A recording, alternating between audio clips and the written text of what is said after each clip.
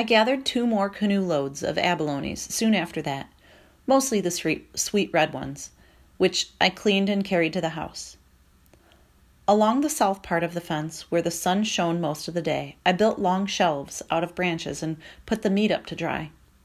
Abalones are larger than your hand and twice as thick when fresh, but they shrink small in the sun, so you have to dry many. In the old days on the island, there were children to keep away the gulls, which would rather feast on abalones than anything else. In one morning, if the meat was left unguarded, they could fly off with a month's harvest. At first, whenever I went to the spring or to the beach, I left Rantu behind to chase them off, but he did not like this and howled all the time I was gone. Finally, I tied strings to some of the abalone shells and hung them from poles. The insides of the shells are bright and catch the sun, and they turn one way and another in the wind. After that, I had little trouble with the gulls. I also caught many small fish in a net I had made and hung them up to dry for winter light. With the meat drying on the shelves and the shells flashing and turning in the wind and the strings on the fish hanging on the fence, the strings of fish hanging on the fence, the yard looked as if a whole village were living there on the headland instead of just Rantu and me.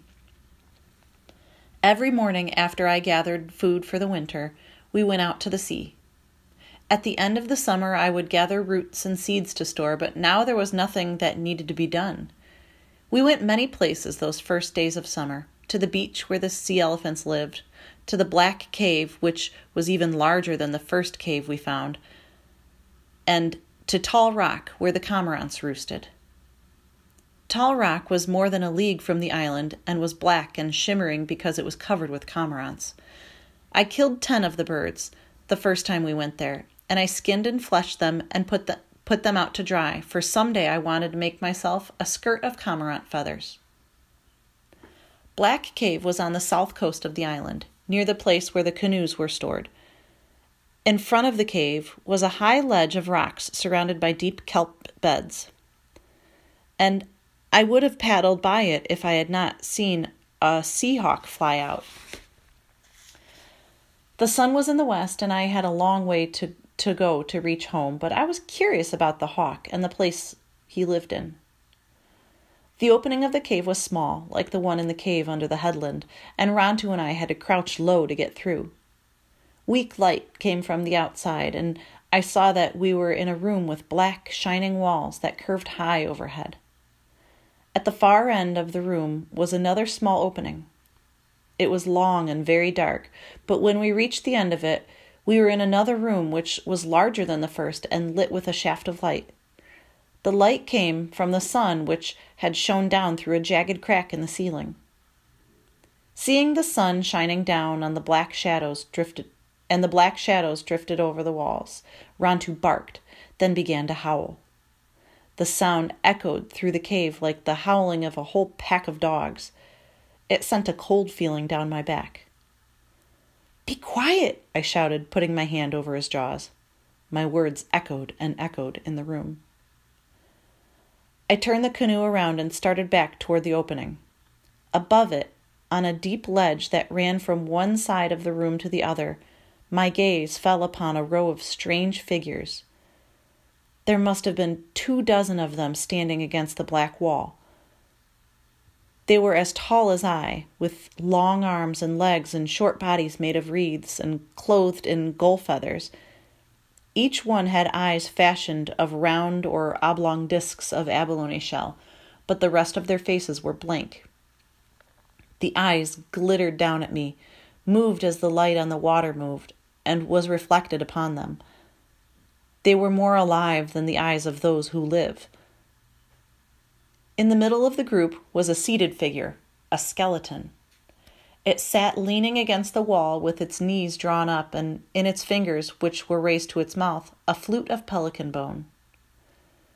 There were other things there on the ledge, in the shadows, among the standing figures, but having drifted far back into the room, I again paddled toward the opening.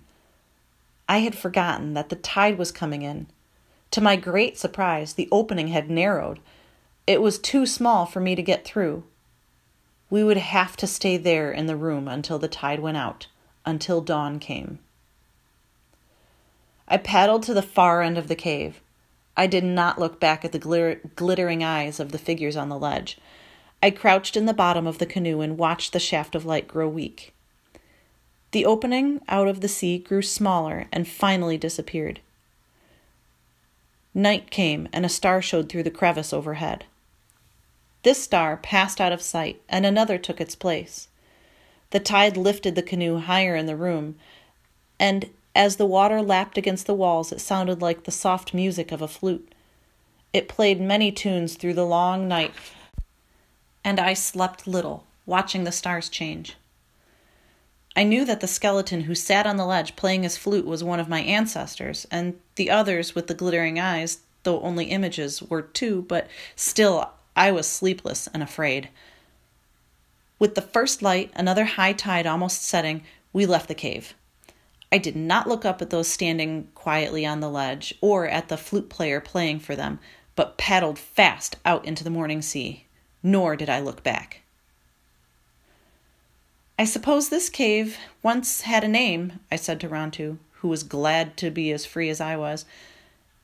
But I have never heard of it or heard it spoken about.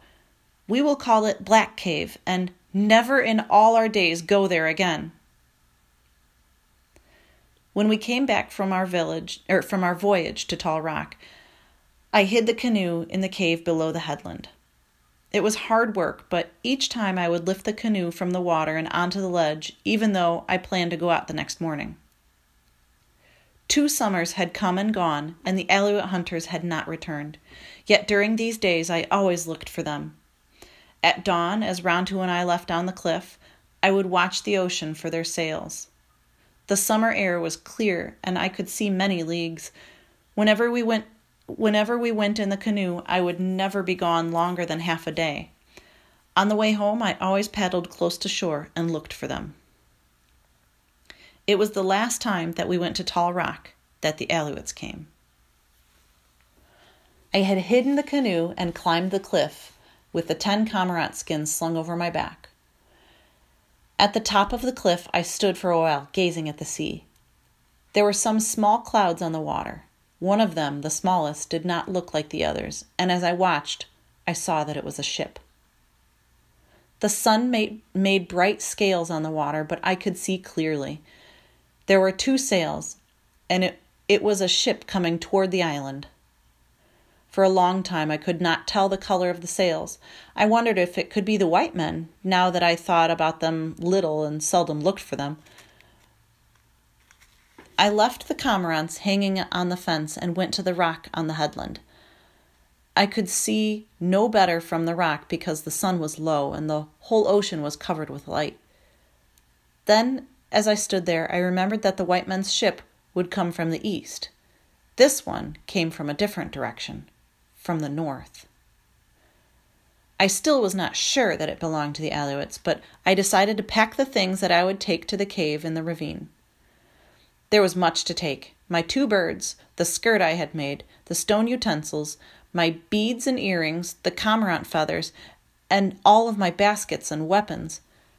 The abalones were not yet dry, so I would have to leave them. When I packed everything and put it beside the hole under the fence, I went back to the headland. I lay on the rock so I would not be seen, and peered over its rim toward the north. For a moment I did not find the ship, and then I saw that it had traveled faster than I thought it would. It was already rounding the kelp bed close to the rocks of Coral Cove.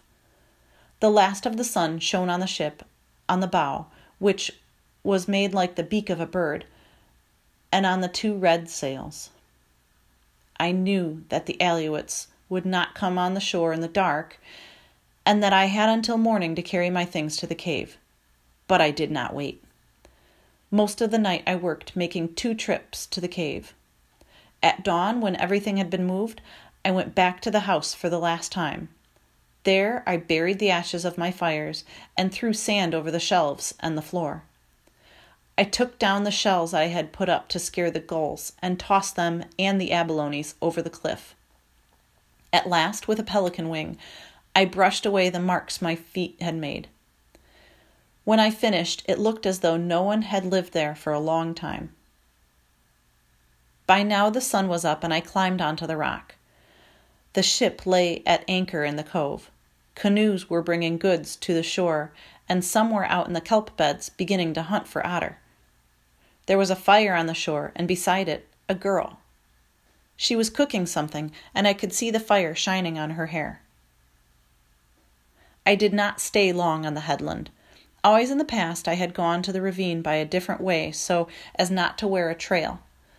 This time I went off toward the west, along the cliff, and then doubled back through the brush, being careful to leave no tracks. Rontu's prints did not matter because the Aleuts knew that there were dogs on the island. The cave was very dark, and I had trouble getting Rontu to go through the small opening. Only after I had crawled in and out several times would he follow me. I closed the opening with stones, and since I was tired, lay down and slept all that day. I slept until I could see the stars shining between the cracks in the rocks.